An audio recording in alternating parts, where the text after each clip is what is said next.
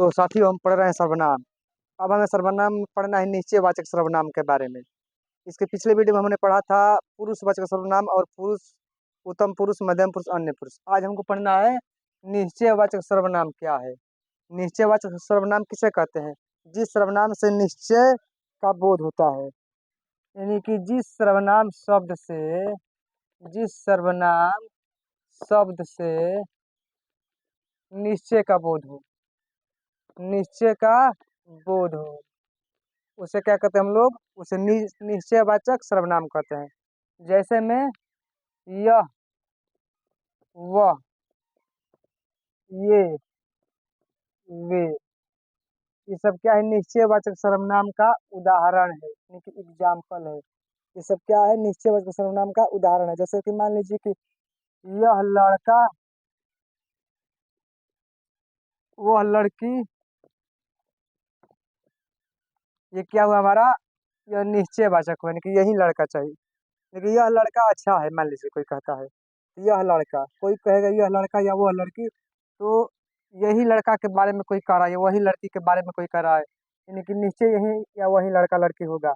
अब आगे क्या है? तीसरे नंबर पर आता है अनिश्चयवाचक। अनिश्चयवाचक में क्या होता है? जिस सर्वनाम शब्द से अनिश्चय का बोध हो, यानी कि जिस सर्वनाम शब्द से अनिश्चय का बोध हो। अनिश्चय का जो बोध होता है उसे हम लोग क्या कहते हैं? उसे अनिश्चयवाचक सर्वनाम कहते हैं। अनिश्चय का बोध कराने वाले सर्वनाम को अनिश्चयवाचक सर्वनाम कहते हैं। जैसे में कोई कुछ, कोई कुछ, ये हमारा क्या हुआ? अनिश्चयवाचक सर्वनाम का उदाहरण है। जैसे कोई लड़का, कोई लड़की, कुछ कलमें, कुछ किताबें, ये सब क्या हुआ? अनिश्चयवाचक सर्वनाम का उदाहरण हुआ। तीसरा क्या है? चौथा क्या है? चौथा प्रश्नवाचक सर्वनाम। प्रश्नवाचक सर्वनाम में क्या आता है? प्रश्न का बोध होता है। तुमने आज क्या खाया?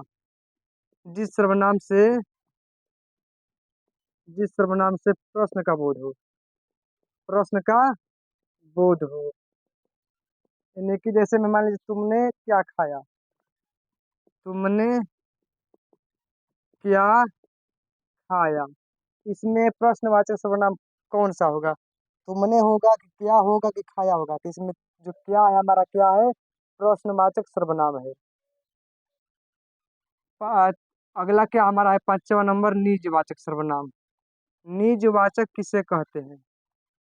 जिस सर्वनाम से निज का बोध हो, जिस सर्वनाम से निज या स्वयं का बोध हो, निज या स्वयं का बोध हो, जिस सर्वनाम से स्वयं या निज का बोध हो उसे निजवाचक सर्वनाम कहते हैं। जैसे कि मैं स्वयं अपना खाना बनाऊंगा, मैं स्वयं अपना खाना बनाऊंगा, ये हमारा हो गया निजवाचक का उदाहरण। इसमें कहेगा कोई कि इसमें ये हमारा जो स्वयं है, ये अपना है, ये हमारा क्या हुआ? निजवाचक सर्वनाम हुआ। अब आगे क्या है? आगे संबंधवाचक है। संबंधवाचक, संबंधवाचक में क्या होता है? संबंध, यानी कि जिस सर्वनाम से संज्ञा का संबंध स्थापित हो, संज्ञा का संबंध स्थापित होता है। जिस सर्वनाम शब्द से संज्ञा का संबंध स्थापित होता है, जैसे मान लीजिए जो करेगा सो भरेगा, जो करेगा सो भरेगा, जो करेगा सो भरेगा, यानी कि जो और सो इसमें क्या है? संबंधवाचक सर्वनाम है। यानी कि पुरुषवाचक से लेकर संबंधवाचक सर्वनाम तक हमारा क्लियर हो गया है। अगर आप लोग नहीं देखे हैं तो हमारे चैनल को सब्सक्राइब कीजिएगा, और जो लोग पहले से सब्सक्राइब किए हैं शेयर कीजिएगा, लाइक कीजिएगा, कमेंट कीजिएगा। तब तक के लिए धन्यवाद। जय हिंद।